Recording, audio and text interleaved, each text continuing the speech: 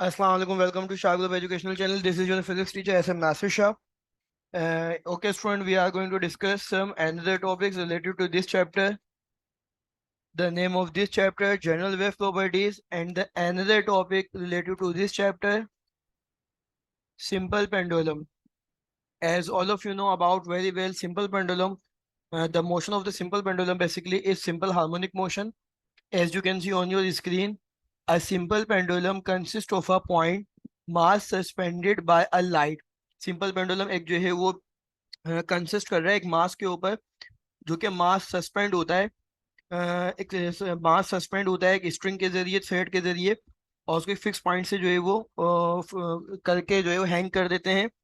Fix point string को जो है वो मास अब डिफरेंट कंडीशन हो सकती है कि आपके पास एल्यूमिनियम का बॉब है, ब्रास का बॉब है, या कॉपर का बॉब है। फ्लेक्सिबल होगा, इनइलास्टिक होगा, weightless string which is tied to a fixed support.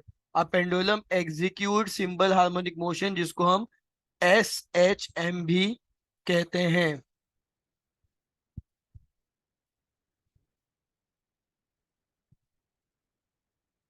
Okay student,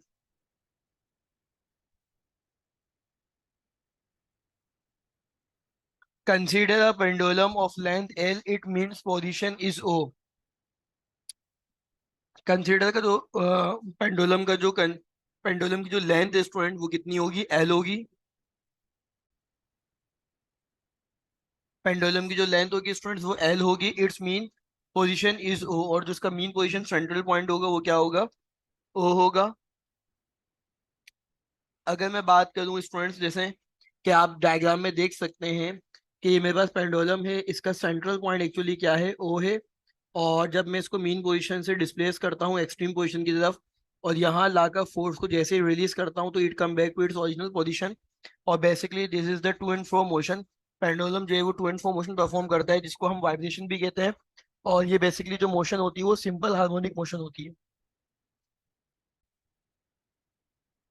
okay student, अगर मैं मीन पोजीशन की बात करूं तो when the Bob is place at mean position, जब हम इस बॉब को जो है वो सेंट्रलाइज पोजीशन पर रख देंगे, मीन पोजीशन पर रख देंगे, it's weight acting downward is balanced by the tension in the string. इसका जो वेट है बेटा डाउनवर्ड की तरफ, वो जो है वो बैलेंस होगा tension in the string acting upward. String की टेंशन जो कि अपवर्ड की तरफ डायरेक्शन है, उसकी अपवर्ड डायरेक्शन है। बेसिकली वेट जो है वो बैलेंस होगा tension in the string in upward direction. Hence, there will be no net force acting on bring the bob towards position A and release it will move toward mean position. तो जैसे आप इसकी force को release करेंगे, it will move toward mean position की तरफ move करेगा ये स्टूडेंट। ए पोजीशन से मीन पोजीशन की तरफ मूव करेगा। It will move toward mean position, a position A the tension is balanced by horizontal component of the weight. और basically position A पर जो है टेंशन बैलेंस हो रहा है horizontal component of the weight, जिसको हम डब्ल्यू कॉस थीटा कह रहे हैं, and vertical component of the weight W sine theta provide the restoring force. और डब्ल्यू साइन थीटा एक्चुअली क्या कर रहा है? ये हमें प्रोवाइड कर रहा है restoring force, which cause the bob to move toward mean position and it velocity increases. जिसकी वजह से ये बॉब जो है वो मीन पोजीशन की तरफ आएगा, और इसकी वेलोसिटी मीन पोजीशन पे क्या हो जाएगी स्टूडेंट? मैक्सिमम हो जाएगी।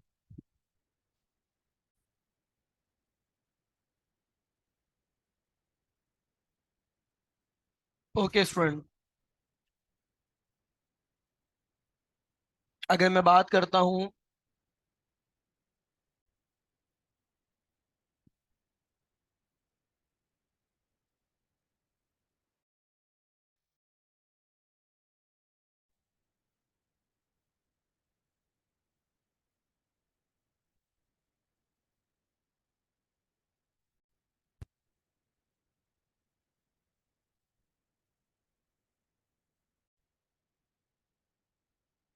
ओके स्टूडेंट, बेसिकली अगर मैं बात करूँ मीन पोजीशन की, तो मीन पोजीशन पर हमारे पास स्टूडेंट जो है वो बेसिकली वेलोसिटी मैक्सिमम हो जाएगी, और ये होता है इनर्शिया की वजह से।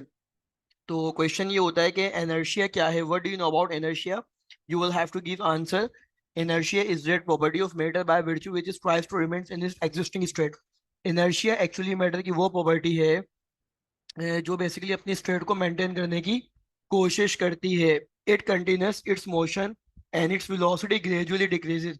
ये मुसलसल जो है वो बेसिकली मोशन में रहेगा, हालत हरकत में रहेगा, और इसकी वेलोसिटी आहिस्ता आहिस्ता क्या होती जाएगी स्टूडेंट, डिक्रीज होती जाएगी जैसे जैसे जैसे जैसे ये बेसिकली मीन पोजीशन की तरफ बढ़ेगा, due to restoring force which acts toward the mean position. जैसे जैसे मीन पोजीशन से हटेगा तो इसकी वेलोसिटी डिक्रीज होगी, और जैसे जैसे मीन पोजीशन की तरफ आएगा it come back to its original position, that will be called mean position. तो इसकी वेलोसिटी क्या होगी स्टूडेंट, इंक्रीज होगी।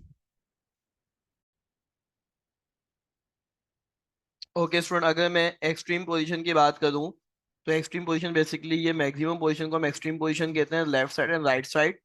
At the position B, the bob stop for a while and then again move toward the mean position O। Position B के ऊपर भी जो है वो बॉब जाएगा और स्टॉप होगा, और वापसी जो है वो मीन पोजीशन की तरफ आएगा student, under the action of restoring force के नतीजे में। It follows that the acceleration of the Bob is always directed toward mean position. और इसकी जो एक्सेलरेशन है पेंडुलम की वो हमेशा मीन पोजीशन ओ के डायरेक्टेड रहेगी, टुवर्ड द मीन पोजीशन रहेगी। Hence the motion of a simple pendulum is SHM. और इस तरह की हरकत को हम सिंपल हार्मोनिक मोशन या एसएचएम भी कहते हैं। ओके स्टूडेंट, अगर मैं बात करूं time period of a simple pendulum, तो as you can see on your screen that time period of a simple pendulum is given by the formula T is equal to 2 by √L/G। L for length है, G for gravity है, जिसकी value approx 9, आप जो basically 9.8 metre पर second square भी लेते हैं, और इसको अप्रोक्स 10 मीटर पर सेकंड स्क्वायर भी कंसिडर कर लेते हैं। और पाई की value as all of you know about variable 22/7 which is equal to 3.142, where L is the length of the pendulum. L basically जो लेंथ ऑफ द पेंडुलम है, G gravity है, acceleration due to gravity है। Time period of a simple pendulum is independent of mass. Time period basically mass पर depend नहीं करता, जैसे कि आप देख रहे हैं कि टाइम पीरियड के फॉर्मूले में मास वैसे भी गिवन नहीं है। और अगर मैं मास चेंज करके टाइम पीरियड कैलकुलेट करूं तो मास अगर मैं चेंज भी कर दूं, एल्यूमिनियम का ले लें, ब्रास का ले लें, कॉपर का ले लें, आप देखेंगे टाइम पीरियड पे कोई फर्क नहीं आएगा, बट लेंथ के ऊपर इफेक्टेड है। लेंथ में बढ़ाऊंगा तो टाइम पीरियड भी बढ़ जाएगा, क्योंकि लेंथ जो है वो square root of the time period is basically directly proportional to the square root of the length actually, as you can see on your screen। Okay student, अगर मैं बात करूं motion of ball place in a bowl, ये भी simple harmonic motion की condition है, as you can see on your screen. एक bowl के अंदर, एक प्याले के अंदर अगर हमने जो है वो कोई मास रखा है, और इस मास को हमने बेसिकली क्या किया है स्टूडेंट, इसको एक्सट्रीम पोजीशन पे लेके गए।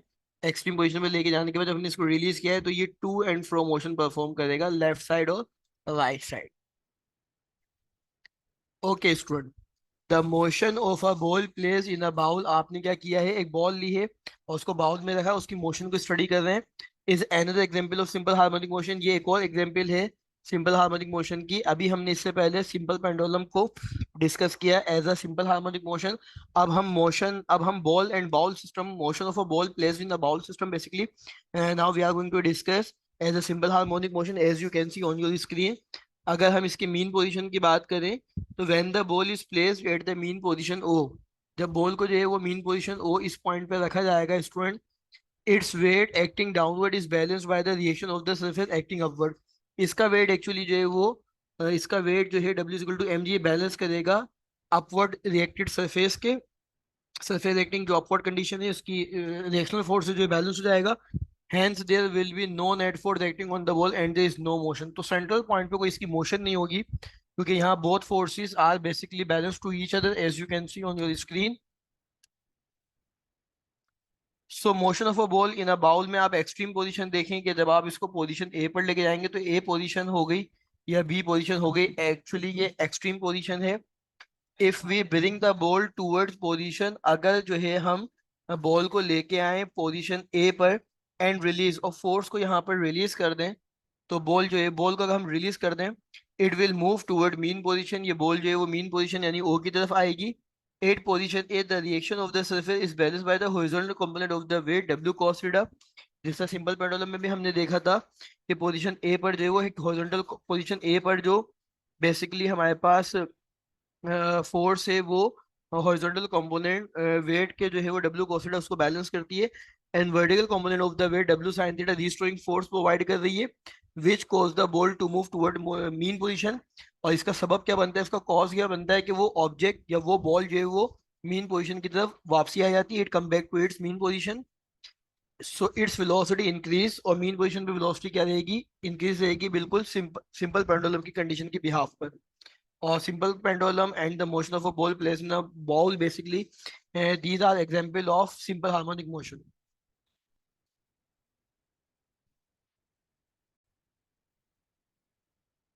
ओके स्टूडेंट, अगर मैं बात करूँ मीन पोजीशन की,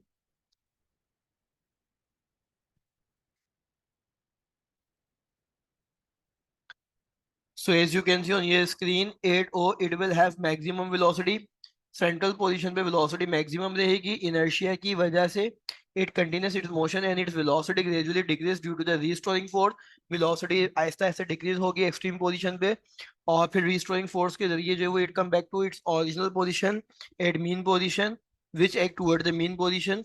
एक्सट्रीम पोजीशन की मैं बात करूंगा, at the position B the ball stop, position B के ऊपर बॉल स्टॉप हो जाएगी, while and then again move toward the mean position, ball again जो है वो मीन पोजीशन की तरफ आएगी under the action of the restoring force के नतीजे में।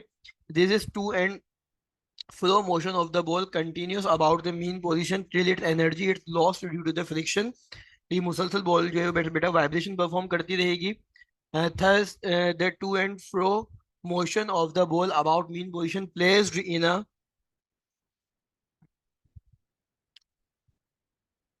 simple harmonic motion condition। सो ये एग्जाम्पल भी सिंपल हार्मोनिक मोशन को फॉलो कर रही है बेटा। Okay, we have some multiple choice question related to this chapter as you can see on your screen. Which statement is true about motion of a ball placed in a bowl? So basically we have four options right now: it extreme SHM, it execute SHM, it does not execute SHM, it execute linear motion, और none of this। तो यकीनन इसका answer student आप सही दे पा रहे होंगे कि ये सिंपल हार्मोनिक मोशन को फॉलो कर रही है, तो the correct option is option A. Okay, next MCQ है, if mass of the bob of a pendulum is increased by a factor of 3, then the period of the pendulum motion will be. So what we have, the formula of time period of simple pendulum, we have the formula of time period of simple pendulum t is equal to 2 pi under root L over G।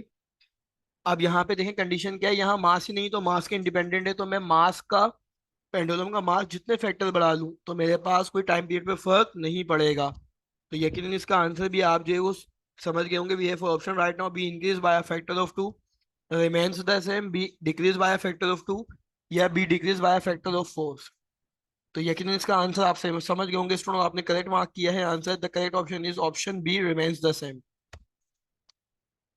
Okay student, another MCQ as you can see on your screen. Which statement is true for motion of a simple pendulum? We have four options right now: it execute SHM, it does not execute SHM, it execute linear motion, or none of these।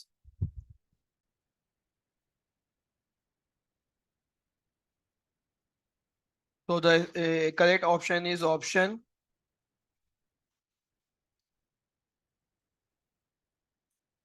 A, it execute SHM। Okay student, at extreme position the tension in the string is balanced by, extreme position पे tension जो है वो किस तरीके से balance होगी। We have the four option right now: vertical component of weight, horizontal component of weight, option C weight, या remains unbalance. तो एक्सट्रीम पोजीशन पे बेसिकली जो है वो टेंशन हमारे पास जो बैलेंस हो रहा है स्टूडेंट, वो horizontal component of the weight है। लेकिन इसका आंसर भी आप तमाम स्टूडेंट ने सही दिया है। The time period of a simple pendulum is given by, we have option right now again, t is equal to 2 by under root m over k, t is equal to 2 by under root k over m, t is equal to 2 by under root L over G, और option D none of this। So the correct option is option, यकीनन आपके जहनों में सही answer आ गया होगा, option C, t is equal to 2 by under root L over G। Basically this is the time period of a simple pendulum। Okay student, another MCQ है, basically आप देख सकते हैं अपनी स्क्रीन पर, in an oscillating pendulum the bob accelerate from its extreme position due to, we have four option right now: inertia, tension in the string, wind, या gravitational force। so oscillating pendulum है, bob accelerate कर रहा है extreme position से, due to inertia की वजह से कर रहा है, टेंशन की वजह से कर रहा है, विंड की वजह से कर रहा है, या ग्रेविटेशनल फोर्स की वजह से कर रहा है। तो यकीनन इसका आंसर भी स्टूडेंट आप सही लगा पाएंगे। So the correct option is option A, inertia. In the ball and bowl system, the mean position is at the earth, floor of the bowl, center of bowl, extreme position. तो यकीनन student अभी हमने इसका topic आपसे discuss किया, तो यकीनन इसका सही आंसर होगा the correct option is option C, centre of bowl. Okay, student, we have the numerical basically related to this topic and related to this chapter, as you can see on your screen. Question is that what is the wavelength? Wavelength का मतलब है हमें lambda find out करना है. Radio wave broadcast by a radio station with a frequency of 1300 kilohertz. Frequency हमें दी हुई है 1300 kilohertz. Kilo को हम जो है वो कन्वर्ट कर लेंगे 1000 से मल्टीप्लाई करके, सो 10 की पावर 3 हर्ट्ज आ जाएगा. तो फर्स्ट ऑफ ऑल बेसिकली हमारे पास डेटा क्या बन जाएगा 1300 किलो हर्ट्ज. और हम यहाँ पे किलो की जगह प्रीफिक्स भी यूज कर सकते हैं कि किलो की जगह क्या आएगा. फिलहाल तो वेलोसिटी आप देखें 3 इंटू 10 की पावर 8 मीटर पर सेकेंड. ये हमें दे ना दें, ये हमें याद होनी चाहिए. Basically this is the speed of light actually, और वेवलेंथ हमें रिक्वायर्ड है. सो कन्वर्जन पहले हम कर रहे हैं 1300 किलो हर्ट्ज तक. किलो की जगह क्या आ जाएगा 1000, क्योंकि 1 किलो की जो प्रीफिक्स है वो 10 की पावर 3 होती है. तो ये बेसिकली आप देख सकते हैं 13 लेग बन जाएगा. और अगर मैं इसको लिखना चाहूँ 10 की पावर में, तो 13 इंटू 10 की पावर 5 हर्ट्ज भी आ सकता है, और 1.3 10 की पावर 6 हर्ट्ज भी आ सकता है. बेसिकली हमने इसको एक्सपोनेंशियल को ऑर्डिनरी को एक्सपोनेंशियल में कन्वर्ट किया है. सो आप देख सकते हैं स्टूडेंट्स के हमारे पास जब वैल्यू पुट होगी तो v की हमें basically v equal to lambda f है, हमें लैम्डा निकालना है, f मल्टीप्लाई होगा इज इक्वल टू को लेफ्ट साइड पे आके डिवाइड हो जाएगा. सो वेलोसिटी की वैल्यू, फ्रीक्वेंसी की वैल्यू 3 1.3 से डिवाइड होगा तो 2.3 आएगा. 10 की पावर +6 ऊपर जाके -6 होगी, 8 -6 2 आ जाएगा. और बेसिकली 10 की पावर 2 का मतलब क्या होता है स्टूडेंट 100 है. तो 2.3 को जब 100 से मल्टीप्लाई कराएंगे तो 230 आएगा. और वेवलेंथ जो है वो बेसिकली जो है वो वेवलेंथ हमारे पास क्या है डिस्टेंस है, तो इसकी वैल्यू जो होगी वो मीटर में आएगी.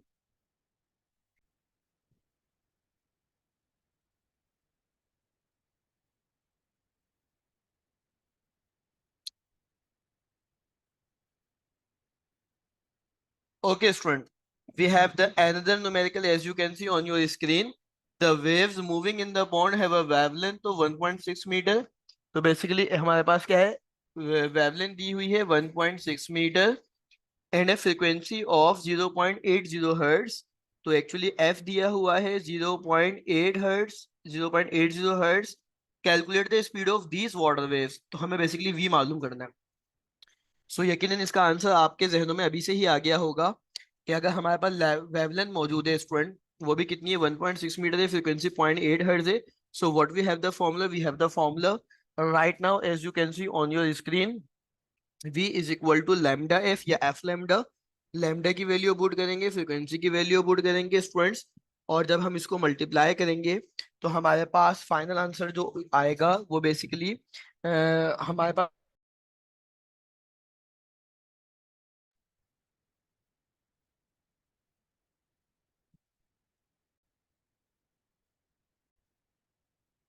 ओके स्टूडेंट, इसका फाइनल आंसर कितना आएगा हमारे पास जब हम इसको कैलकुलेटर से मल्टीप्लाई करेंगे. So let's calculate.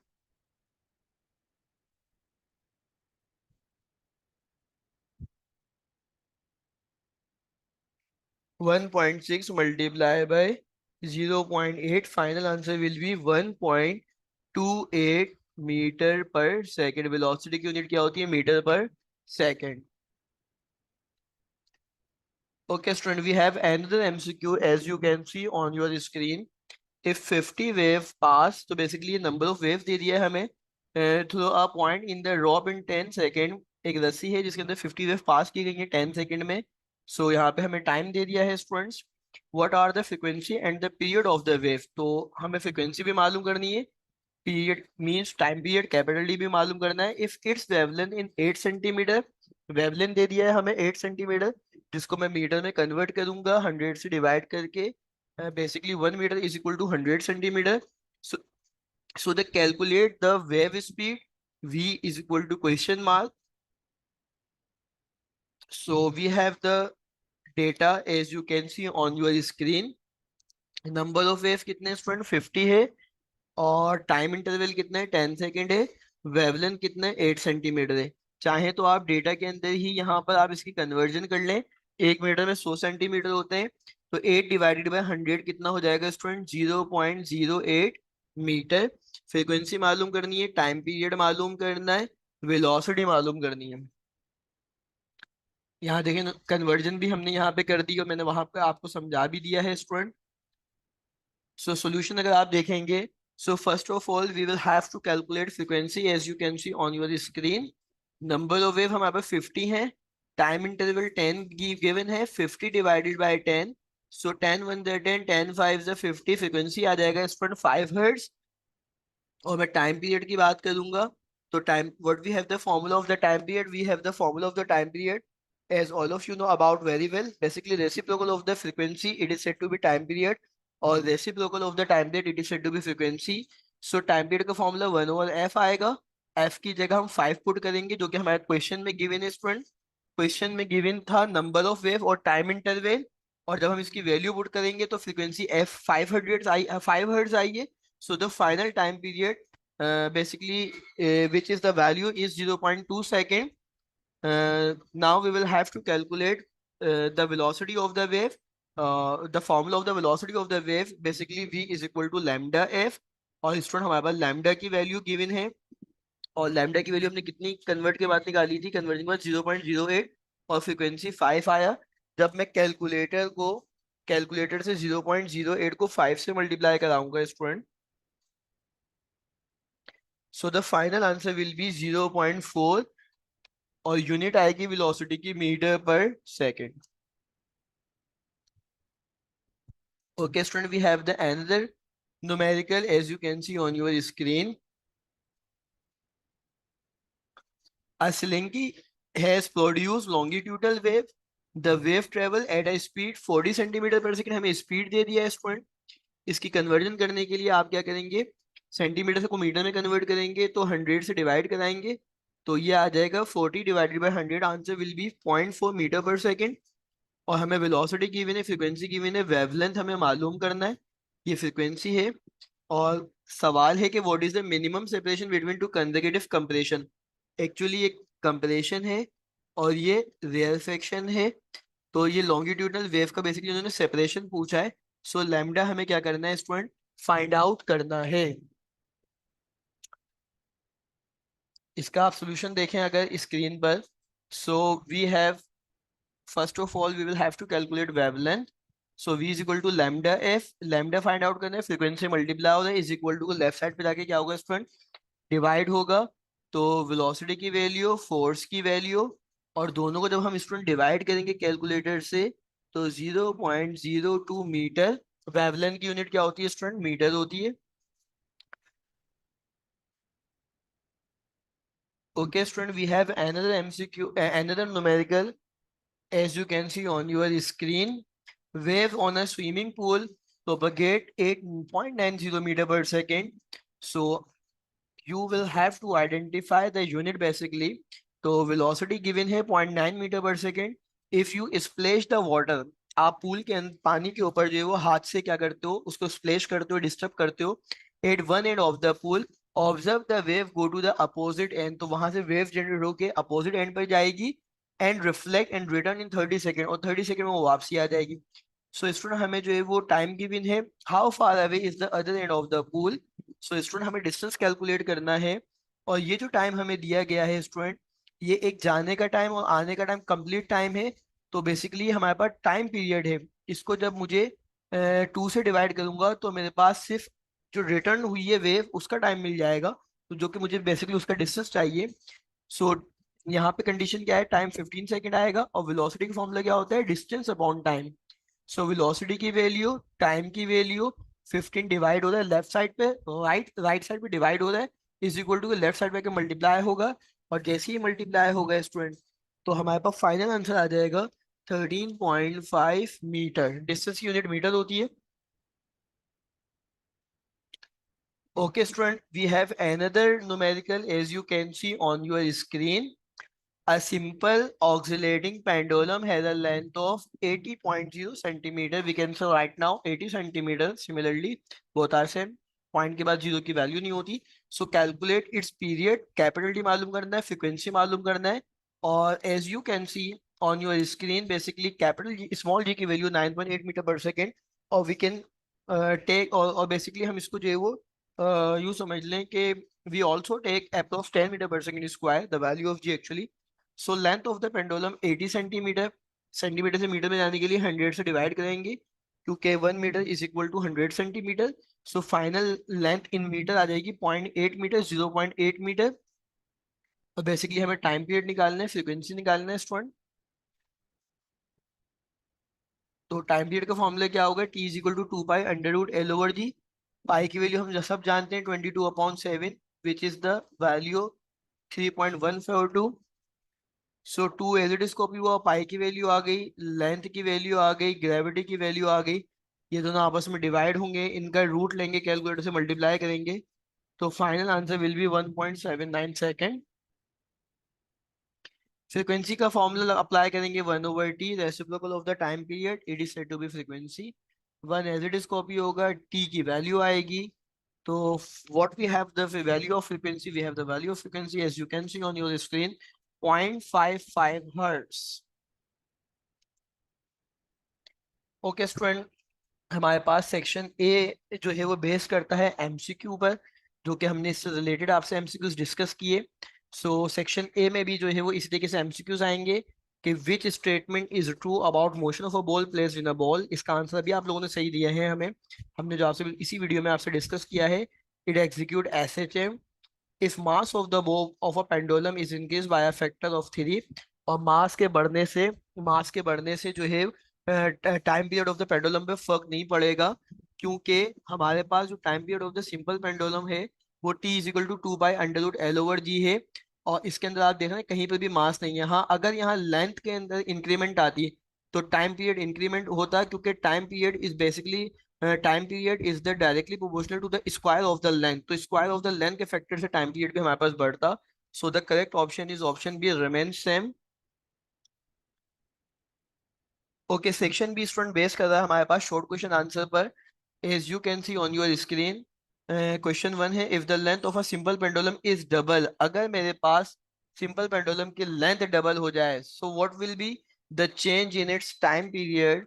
So the answer is the time period of a simple pendulum can be calculated by using the following formula. As all of you know about very well, what we have the formula of the time period, you will have to give me answer. So the time period of simple pendulum is t is equal to 2 by under root l over g. So time l length को आपने जो है वो double किया, twice of l किया. Length को जब आपने डबल किया, ट्वाइस ऑफ l किया, तो बेसिकली यहाँ पर अगर हम बात करें, जब हमने इसको, इस टू को जब हम सेपरेट करेंगे स्टूडेंट, तो ये रूट 2 सेपरेट हो जाएगा, ये 2 पाई इसके साथ आ जाएगा. तो आप अगेन देखें, ये रूट 2 का factor as it is copy होगा. और फिर ये हमारे पास फॉर्मूला बन गया, T is equal to 2 pi under root L over G. This is the formula of the time period of a simple pendulum. यहाँ इसकी जगह हम कैपिटल टी रख देंगे.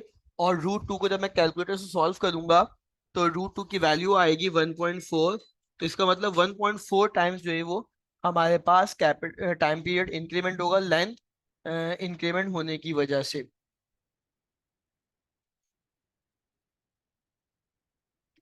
Okay, as you can see on your screen, student, what will be the effect on the period of a simple pendulum if there is an increase in length and mass? Length बढ़ाने से mass बढ़ाने से क्या फर्क पड़ रहा है? So the answer, the explanation is the time period of a simple pendulum can be calculated by using the formula, as all of you know about very well. T is equal to 2 by under root L over G. सो अगर मैं students इसका relation check करूं कि ये 2 पाई भी constant है, gravity भी constant है, so what we have basically t is directly proportional to the under root L. So this formula shows that the time period is directly proportional to the square root of length of pendulum. Hence, if the length of pendulum increase, its time period will also increase. So this formula is shows that the time period of a simple pendulum is independent of the mass of bob. मास के लिए क्या है student? Independent रहेगा. मास बढ़ाने से time period पे फर्क नहीं पड़ेगा. हाँ, लेंथ बढ़ाने से टाइम पीरियड पे फर्क पड़ेगा, जिसको हमने अभी प्रूव भी किया. ओके स्टूडेंट, सिंपल पेंडुलम की अगर हम बात करें, जो हमारे पास एक सवाल आएगा सेक्शन सी के अंदर, जो बेसिकली लॉन्ग क्वेश्चन पे बेस कर रहा है section C. Prove that the motion of a simple pendulum execute simple harmonic motion. तो अभी हमने आपसे सिंपल पेंडुलम डिस्कस किया है, इसको कितना लिखना है, किस तरह हेडिंग मेंशन होगी, ये सब आप जो है वो स्क्रीन पर देख सकते हैं students. Extreme position, mean position,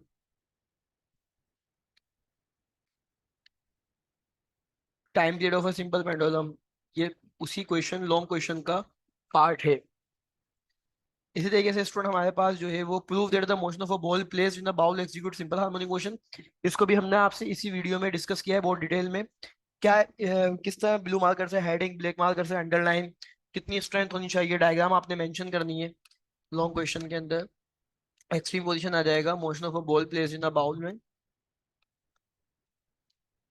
mean position. So student आपने देखा आज का लेक्चर, उम्मीद है कि आपको बहुत अच्छे से समझ में आया होगा। शाह ग्रुप एजुकेशनल चैनल को लाइक करें, सब्सक्राइब करें, दुआओं में याद रखें। अल्लाह हाफिज।